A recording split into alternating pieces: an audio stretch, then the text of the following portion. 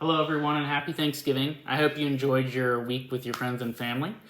This week, we were tasked with addressing a fundamentalist and modernist controversy while using primary source newspaper articles to supplement our work. I chose to research the Scopes monkey trial. The Scopes trial in 1925 was one of the most popular fundamentalist modernist controversies of the 20th century. The trial, formerly known as the State of Tennessee versus John Thomas Scopes, accused Scopes, a science teacher in Dayton, Tennessee, of violating the Butler Act. This act restricted schools from teaching the theory of evolution in Tennessee. Jonathan Scopes was a biology teacher in Dayton, and after looking through his textbooks, he realized that most teachers of science were already teaching evolution, but not in a way that was directly defiant of the Butler Act. But he believed that the Butler Act was worth challenging, so he agreed to be the defendant in the case for against the Butler Act, which he would partner with the ACLU, the American Civil Liberties Union, on this case because they believed more strictly that the Butler Act was a violation of the First Amendment.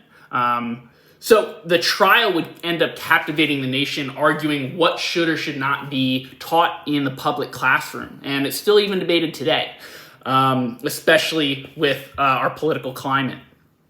Ultimately, though, the trial itself transcended what the trial was truly arguing. Can science and the Bible coexist in Christianity? The New York Times, 10 years later, would articulate this impact in the case as such. They said, if the Tennessee law is upheld, several 100,000 persons throughout the country who have grown up in the implicit belief in the Bible will be confident that their prayers have been answered. And if the law is rejected, it will be hailed by others equally sincere as a victory for academic freedom and unfettered knowledge. Now, Scopes' attorney, Clarence Darrow, attempted to showcase how science and religion can coexist by having scientists explain the origin of man through the evolution. This part in the case, these witness testimonies would be barred from the case itself. However, Darrow was believing that, again, the transcendence of what was truly being argued in this case, believed that the world should still understand this dynamic that science and Christianity and the Bible can still coexist and still be reconciled. So he would say he believed that the world should be exposed to this understanding, even if the jury would not be allowed to use it in the case. And in his words, he said he wanted to prove the theory of evolution is not in conflict with divine origin of man. And while there isn't a soul on earth who believes the whole Bible literally, we will not attack it, but merely prove the science and the Bible can be reconciled.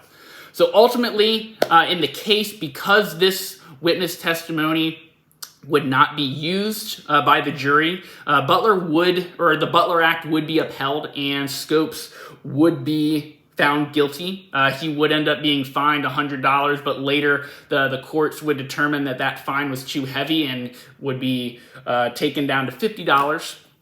However, Darrow's modernist approach would challenge that evolution's take on the Bible, was that science and the Bible can coexist in this fundamentalist approach that attempts to take the Bible literally and restricts a pure understanding of the world that eliminates rhetoric, science, and the historical method.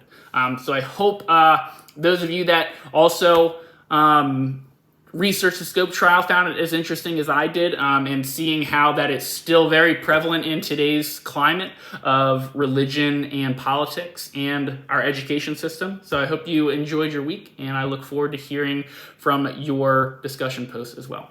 Take care.